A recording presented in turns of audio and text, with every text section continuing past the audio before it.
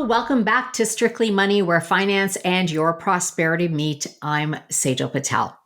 There are important tax changes coming in 2024, tax changes that all Canadians need to be aware of. The federal tax bracket, TFSA limit, and CPP contributions are all going up thanks to inflation. Now, it's welcome news for anyone who wants to keep more money in their pocket, but it does beg the question: is Canada's tax system truly set up to create prosperity for its people and its economy? You are going to love my guest for today's show. Geoffrey Turner is a tax lawyer at Davies, and he's also a tax professor at the University of Toronto. They discuss policy issues like, why do we tax capital gains? Should we have a wealth tax? And are taxes too progressive? He is a wealth of knowledge and all around just a great guy. Hi, Jeff. Appreciate your time. Thanks for coming on Strictly Money. Well, thanks a lot, Giselle. I'm happy to be here. Delighted to talk about income taxes.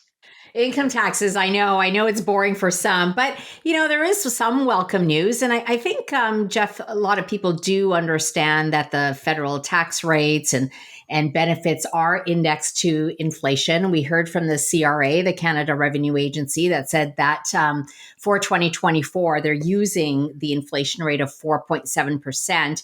Can you just run through anything that you noticed? I mean, obviously, there's the change in the federal rate. There's CPPs, benefits are going up. The TFSA room is going up.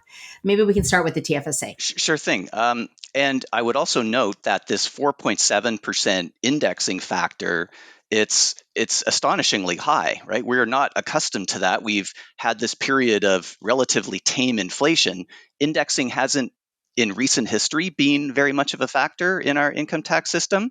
But of course, in very recent years, we've had much more pronounced inflation. And that 4.7% figure, it's a lagged number, right? It's based on the CPI as at September 30th, most recently. And so it reflects the period of what was exceptionally high inflation compared to what we've recently had. So for many Canadians, this is going to be quite an adjustment to the changes to all of the various rate brackets and thresholds that you've mentioned.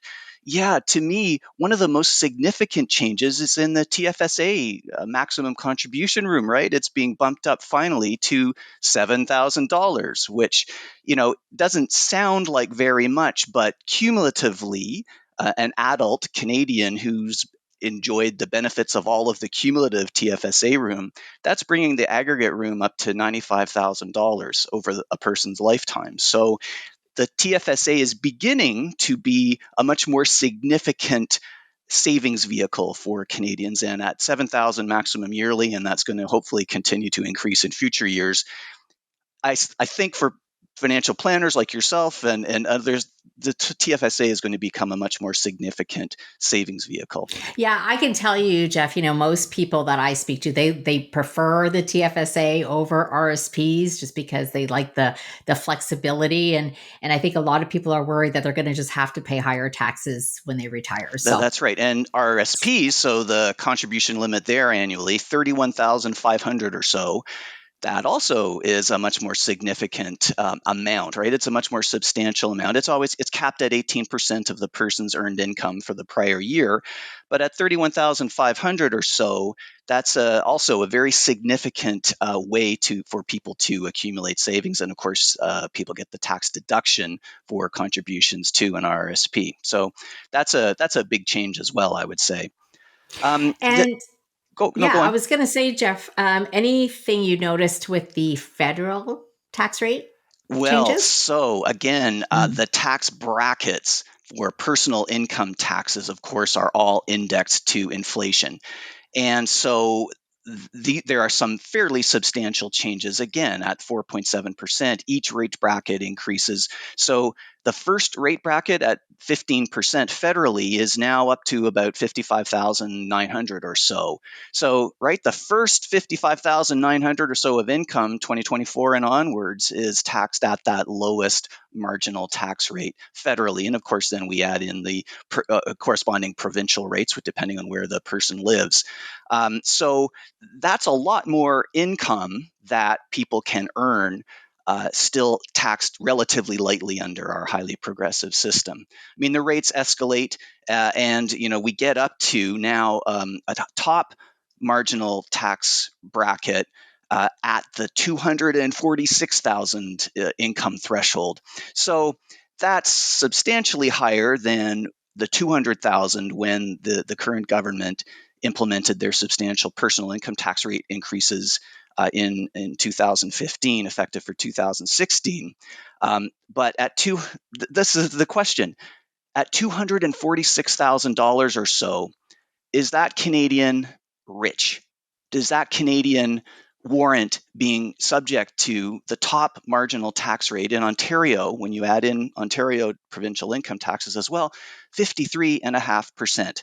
So, right, so any income an Ontario resident earns over and above that now increased top threshold of 246,000, taxed at 51.3 or 0.5%, 53.5%. That's, to me, a very high marginal tax rate. It is, and it goes back to your point, Jeff, because you mentioned this, the progressive part, right? There's a lot of political fodder. It's tax the rich more, and I want to get your thoughts. Is that fair? Now, to someone who's making 75,000 or 100,000, they're going to say, "Oh, well, someone who's making 250,000, well, they're rich."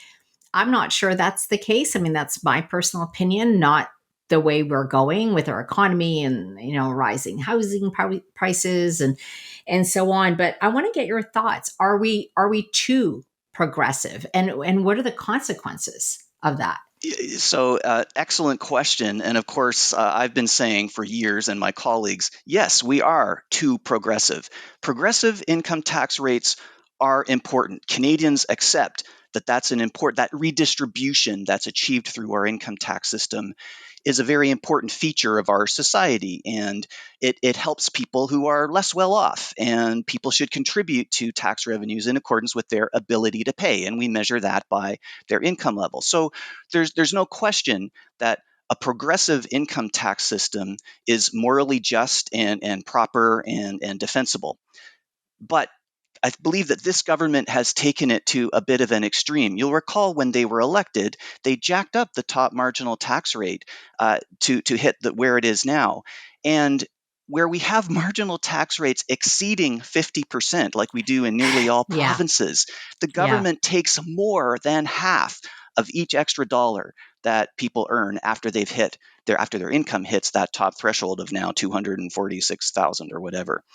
And there's something psychological about I was just going to say the fact that you have to hand over more than you make, right? It's that 50% number, and then once you go above that, it just feels wrong. and it rubs many people the wrong way. So it is true, not all Canadians are subject to that top marginal tax rate, of course, but those who are, they're the entrepreneurs in our society. They're the high performing income earners. They're the ones who are earning a lot of money, they're generating wealth, and they're very sensitive, many of them, to that top marginal rate of taxation. And so when top marginal tax rates start bumping up to where they have been for the last 8 years, it encourages people to engage in avoidance behavior. And avoidance behavior can include entering into tax structures and tax shelters in order to do whatever is possible within the law to reduce the tax burden.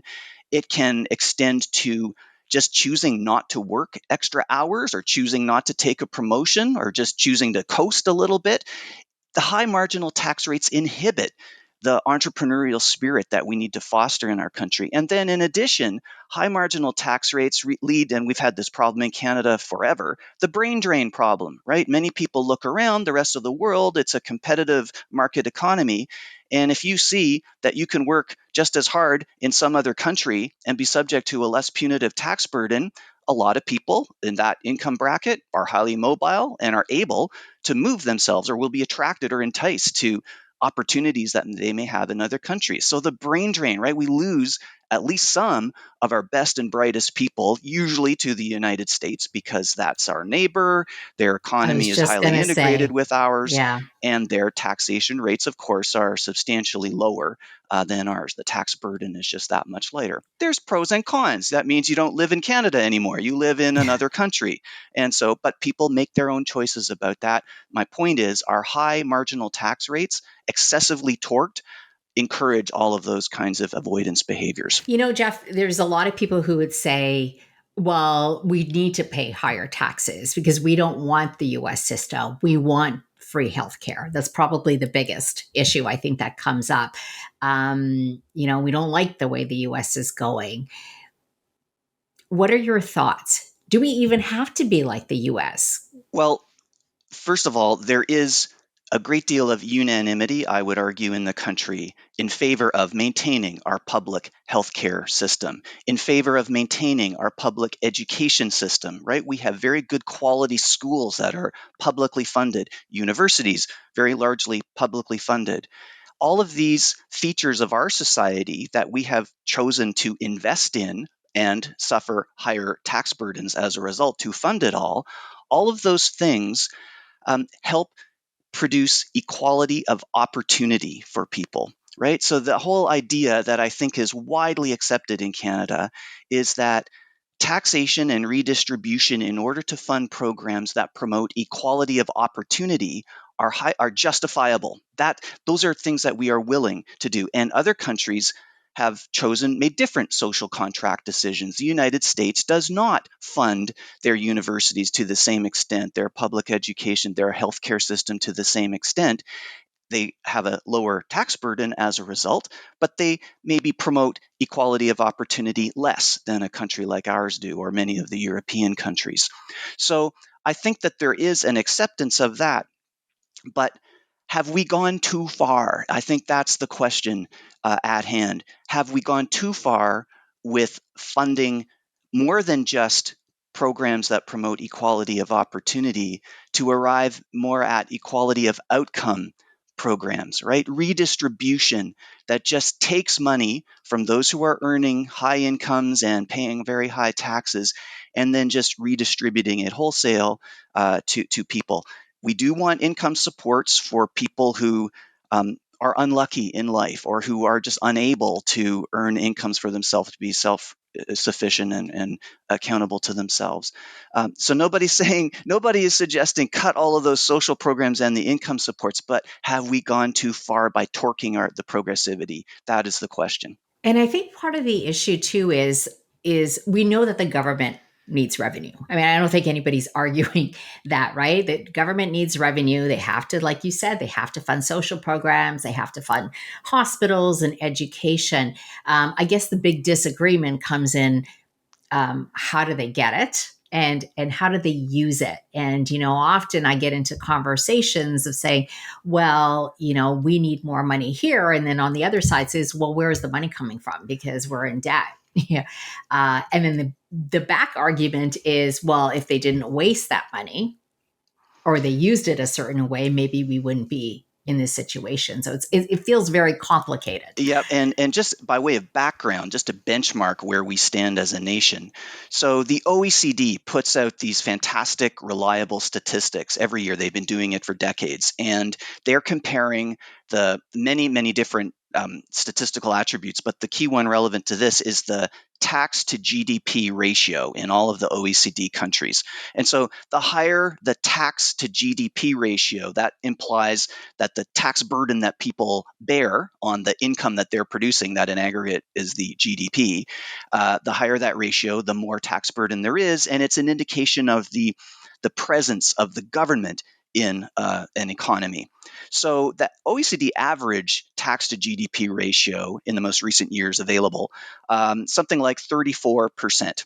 And Canada is right in the middle of the pack, right? There's a bunch of countries like Canada that are clustered there. So we're very average in terms of the overall tax burden.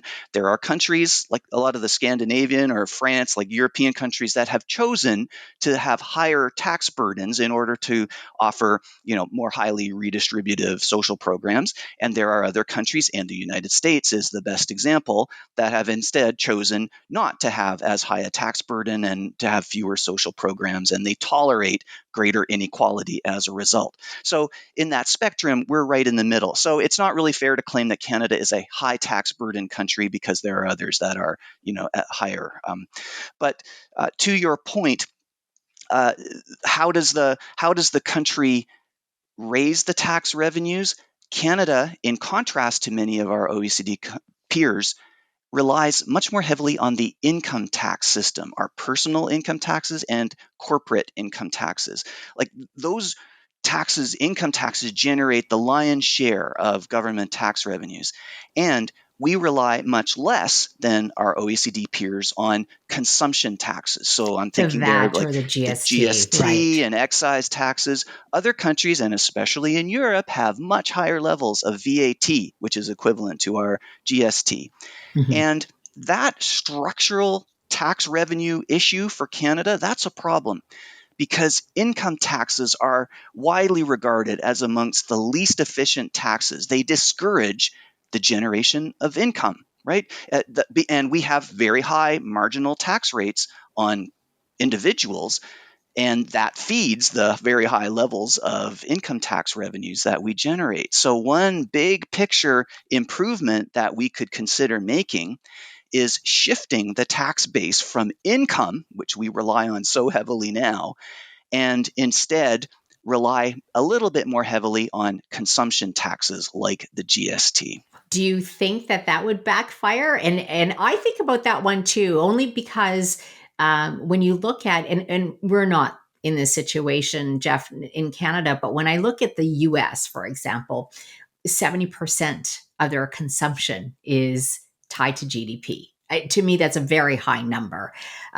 I think it's a dangerous number. I don't think we're as bad here in Canada, but then I wonder the unintended consequences of raising that. What would it do to the economy if they don't spend, if people don't go to restaurants? And And of course, you've pointed out that, I mean, the US is our neighbor, our economic competitor, and they do not have a national VAT or GST equivalent. So that's a constraint on what we can do in Canada. If our peers, like we're European countries, and they generally have higher VATs, we'd have a little bit of an easier time making that more efficient tax shift to lower the income tax burden, raise the consumption tax burden just a little bit. We are constrained with the United States as our neighbor not doing that. And then you've also raised the question, like, is it even politically possible to do that? I mean, the Harper government last time in office reduced the GST, and that was wildly popular. People don't like the GST because it's in your face every single time you every purchase time a you good pay, or yeah. service. And that's one of its advantages. It's highly transparent, so everybody's aware of it, and there's political pressure not to, over rely on taxes like that. And yet, the what ideally I would see us do is explicitly shift the tax burden, have income tax reductions that everybody could That's the see, key. right? That's the key. Yeah, And we have then to bring that down. make the revenue gap by increasing GST so that people could see that it's revenue neutral, right? So that we're substituting a more efficient GST tax for a less efficient income tax. Whether that would fly in Canada, I don't I know. think it would have to be explained for Yes, sure. it would. Oh, Jeff, so much more to uncover. We're going to take a quick break and hear from our sponsors. So we'll be right back.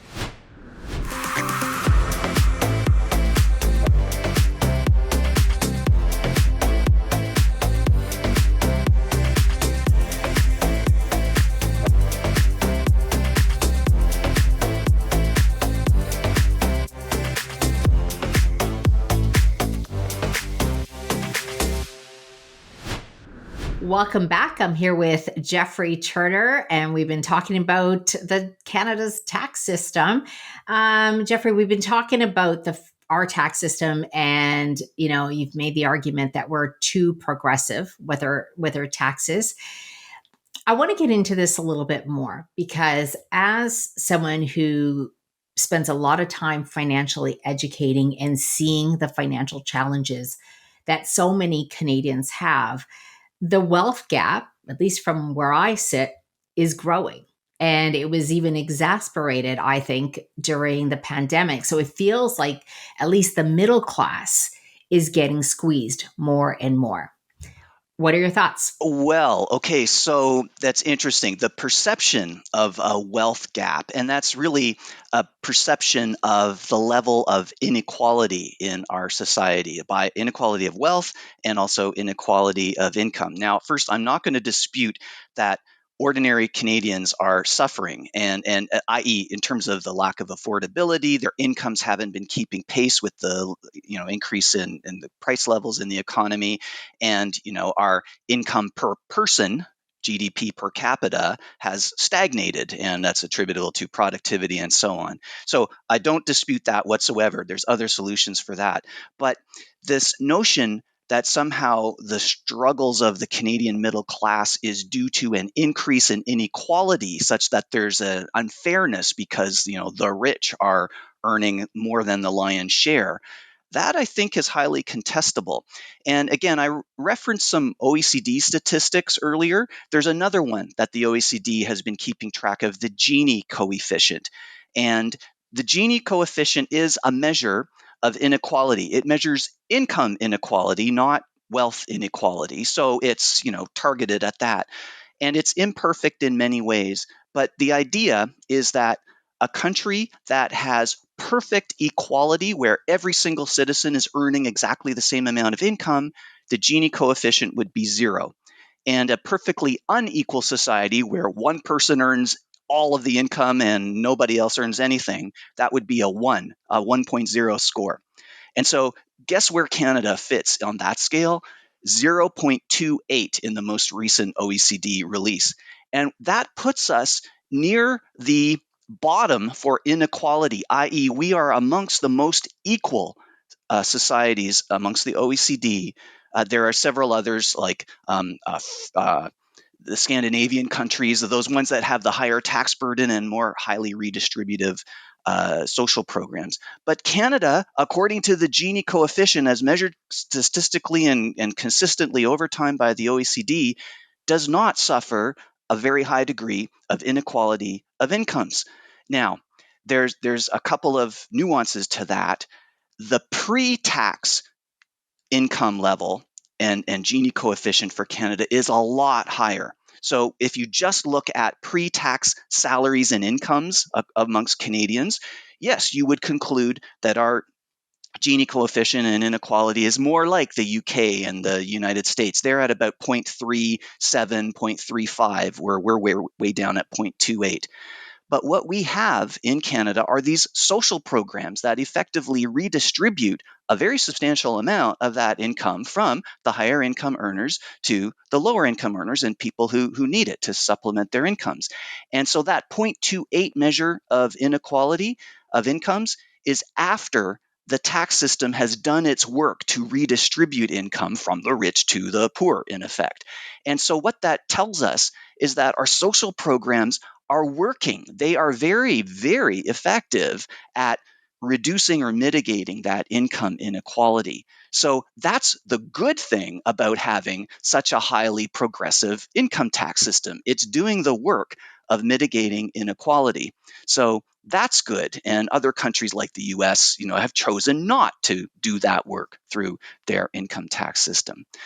But your perception of growing inequality is a common one, and yet it's not borne out by the OECD's Gini coefficient measurement that takes into account the social programs that redistribute. So I would contest that inequality is growing in Canada. I don't know, but anecdotally, you say, oh, maybe you see a lot of clients who are high, but we all have our views about whether it's appropriate. But statistically, I don't think it can be allowed to stand that we are a highly unequal society with growing inequality. See, and that's why we have these conversations, right? Because our perception and how we feel and data can be different. Well, and I think the perception it goes to it it is true that many Canadians are suffering in the sense that their incomes aren't growing, and Yeah, and they they're haven't for having a long trouble. time. They're struggling to keep up their standard of living while the price levels have been increasing at a much more rapid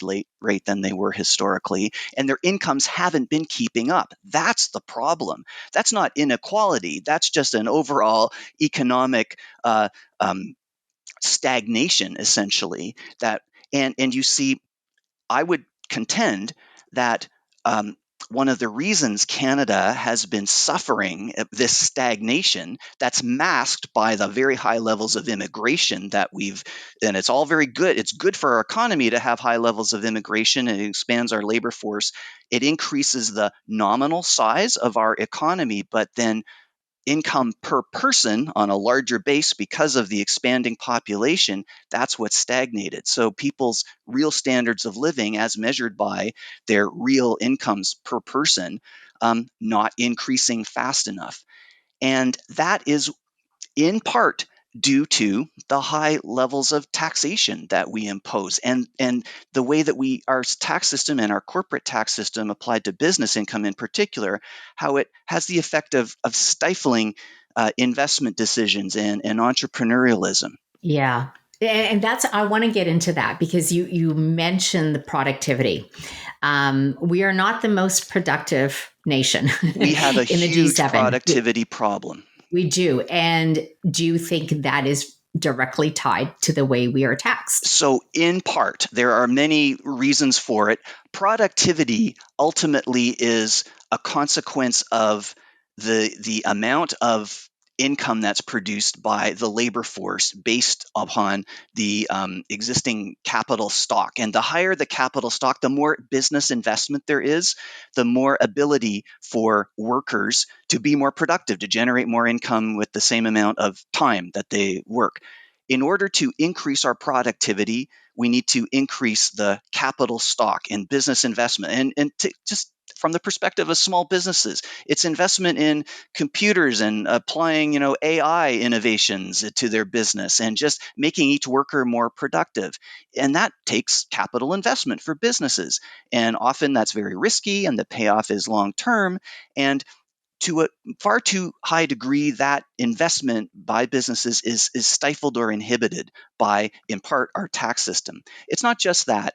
We need to foster more innovation in our country. We seem to rely mostly on, U.S. innovation, which of course is the most dynamic economy. They're producing the great advances in AI and software development and so on.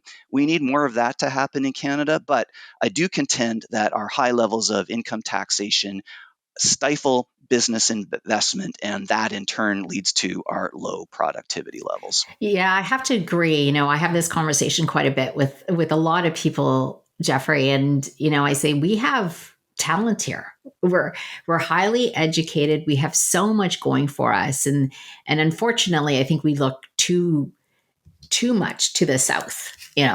And saying, "Oh, but they're doing this," and I said, "But we have everything here." And my personal view is just it's the red tape, it's the burden, the tax burden, and probably a lot of just bureaucracy that is stopping us from really accelerating our economy. So I agree with you. It's not just our high tax burden, it's these sort of intangible features that stifle and inhibit business investment, like red tape, as we often describe it, excessive regulation and restrictions on business activity, often intended for great purposes, but we have had 8 years of a government that takes a view of the role of government as very activist and very intrusive into our economy, where there's this sense that the government needs to control everything and has placed so many limits. We just seen, for example, the EV restrictions, right? Telling auto manufacturers that what you sell must be comprised entirely of electric vehicles by 2035. That type of, that has a good purpose. It's to reduce emissions in our economy from the transport sector.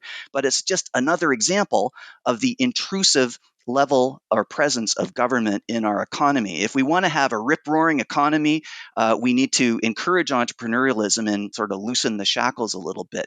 That's why, a conservative government has a different view of the role of government in society. It's sort of more government should be there for the most minimal purposes as possible, to raise the income, to fund those critical social programs, to fund national defense and so on. We've gone far beyond that in recent 8 years, and it's sort of time to peel that back just a little bit at least. It also goes hand in hand with what we were talking about earlier with the levels of personal income taxation. So that's personal, that's to individuals, but many of our individuals are the entrepreneurs that are running these businesses. And if we could rescale the progressivity of our income tax system as it applies to individuals, to maybe flatten the curve just a little bit so that the higher marginal rates apply maybe at larger income thresholds than they do now, more comparable to the US. And if we just sort of tried to dial back the overall burden of taxation in our economy and tried to, as you've pointed out, unshackle businesses with less punitive regulations and restrictions, the whole point is to nurture that entrepreneurialism and business investment, improve labor productivity, increase incomes overall. And to me, that's the ultimate solution for the struggling middle class. It's to raise their incomes, raise their prosperity. Those are the paths to those longer term solutions, in my view. Yeah, and I think it's going to take courage, and it's going to take, I think the right regulations, right? Because I'm more capitalist by heart, but I don't say capitalism is perfect, and we've seen it, with competition. Frankly, I don't know if we have enough of it, and I think a lot of people's concern is, well, great, let's give corporations more money, except that it doesn't come back to the individual. It goes to the shareholder, or it goes to, the CEO and the executive team. So it's going to take the right regulation. And like I said, courage to make sure that there's that balance. Would you agree? I do agree. It's going to take courage. The whole idea is to elect a government that has a slightly more humble view of the role of government in our economy, a less activist government that tries to control so many aspects of our lives and that tries to manipulate commercial decisions. Going back to our income tax system, I mean, it's pretty obvious that the current government uses our income tax system as a tool of social engineering, basically. I mean, we have some recent examples with the share buyback tax. I mean, that was targeted ostensibly at giving corporations an incentive not to, have normal course issuer bids and buy back their shares, as opposed to the other uses of capital for dividends or reinvestment in their businesses. Why should the government be telling businesses through a punitive tax charge Yeah. how they should deploy their capital? I mean, it's just fundamentally wrong. Or even just targeting banks, Targeting banks in a specifically. Yeah. discriminatory way with that Yeah. extra. So now banks are subject to this additional 1.5% corporate And income why tax rate. banks? Why not Why other banks? companies? So Yeah. it's financial institutions. There's no point for government to intervene. Our corporate income tax should be non-discriminatory and let all sectors of the economy compete and earn as much profit as they are able to. So that's another example. The underused housing tax, right? That's using the tax system to discourage people from from holding their homes vacant. Well, there are better tools if that's even the problem cause of our housing crisis. There's Very, very better minimal. tools, Yeah. because the government's given far too little regard to the consequences of all these new bespoke Mhm. tax instruments. It's the complexity of complying with it, the burden of complying. And we all want a simpler overall tax system. But when you have a government that keeps layering on all of these specific discriminatory tax measures in an effort to influence behavior, it's the opposite of simplicity. It leads to more complexity, and the compliance burden is not insignificant. And that's the red tape that we're The sort of red tape. objecting to. Yeah. That's what it Yeah. is. So, we just need to have a government that steps back from using the tax system as a social engineering tool, as an instrument of social policy, and restore the tax system to a much more neutral sort of system that applies in a non-discriminatory way like it used to, and where the role of our tax system is to raise revenues in a fair and non-discriminatory neutral way so that the government has the revenues to spend on the valuable social programs that Canadians value. Public Yeah. So let's healthcare. grow the pie. Let's Let's not grow the just pie. That's play right. political football and move the money around or slosh it around, The but actually grow solution the to pie all for these problems, everybody. the current government will try to spend more money, and to do that, they're borrowing it from future generations, right? We don't even Yeah. have them. We're running deficits for the last 8 years and projected to continue running deficits. There just isn't enough money without borrowing it, and that just pushes the costs onto future generations, which is completely unfair to them. They don't have a Very say. tough.